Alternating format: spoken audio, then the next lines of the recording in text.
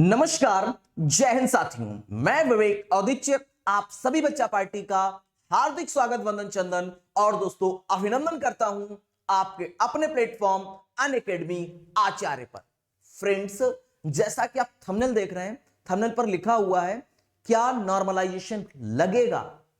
Friends, कुछ हमारी बहनों का और कुछ हमारे भाइयों का जो पेपर है अच्छा नहीं गया, तो उनके मन में प्रश्न बन रहा है कि पेपर मेरी शिफ्ट बहुत कठिन आई थी, नॉर्मलाइजेशन लगेगा तो मैं पास हो जाऊंगी।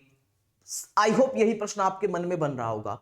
कुछ बच्चों का यह प्रश्न बन रहा है कि मेरी शिफ्ट कठिन थी, फिर भी हम धुआंधार 110 नंबर का करके आए, नॉर्मलाइजेशन होगा तो 120 प्लस तो छू ही जाएगा, टच ही कर जाएगा मेरा स्कोर। कुछ बच्चों का ऐसे तमाम बच्चों के प्रश्न है नॉर्मलाइजेशन को लेकर के। जब मैं लाइव सेशंस लेता हूं तो बच्चे भर भर के कमेंट करते हैं सर नॉर्मलाइजेशन पे एक वीडियोस आनी चाहिए, नंबर घटेंगे या फिर बढ़ेंगे। चलिए स्टार्ट करते हैं इस सेशन को, और इस सेशन पे हम लोग डिस्कशन करेंगे विस्तृत तरीके से कि आपका नॉर्मलाइजेशन में नंबर बढ़ेंगे या घटेंगे।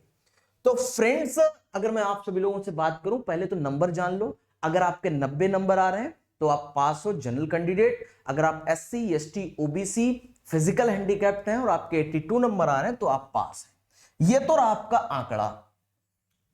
शिफ्ट, पहले तो ये बात जान लीजिए, आपकी शिफ्ट कितनी भी सरल आई हो, नॉर्मलाइजेशन में नंबर नहीं घटते हैं।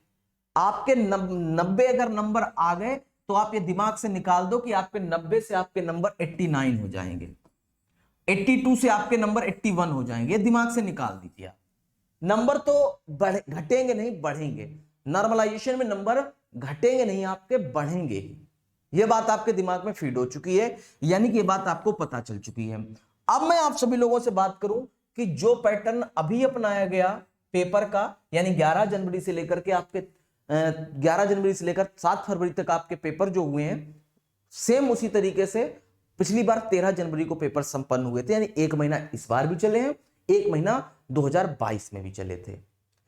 2022 का जब रिजल्ट आया तो शॉक्ड क्या आया कि नॉर्मलाइजेशन वहां पर नहीं लागू किया गया।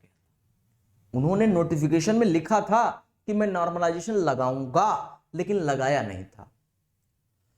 तो चूंकि पिछली बार की तरह पेपर हुआ, तो इस बार आप मान के चलो 90% आपका नॉर्मलाइजेशन नहीं लगेगा।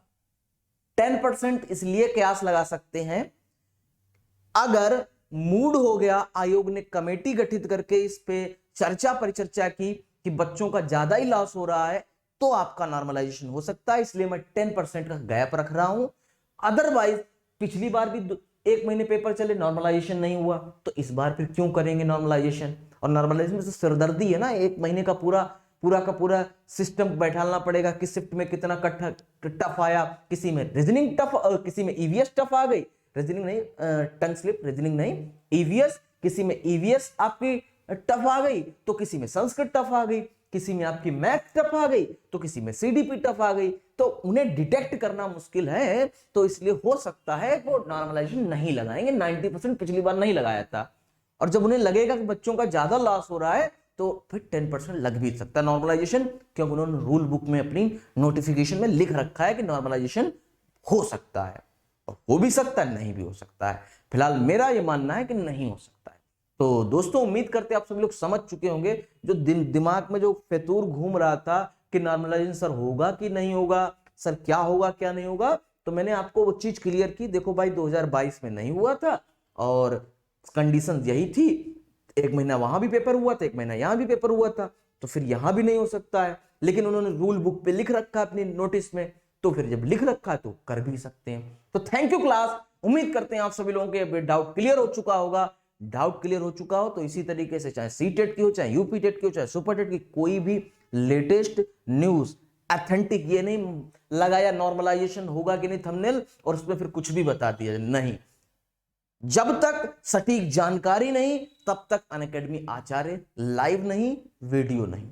तो उसके भरोसे के साथ आप जुड़ सकते हो, आप साथ ही साथ कंटेंट के साथ, जिसमें तमाम एजुकेटर आप सभी लोगों को पढ़ाने वाले हैं, जिसमें CDP हो, हिंदी हो, मैथ हो, संस्कृत, सब कुछ पढ़ाया जाएगा। मिलते हैं आप सभी लोगों से कल, तब तक के लिए धन्यवाद। जय हिंद साथियों, स्वस्थ रहिए, मस्त रहिए, व्यस्त रहिए, अध्ययनरत रहिए।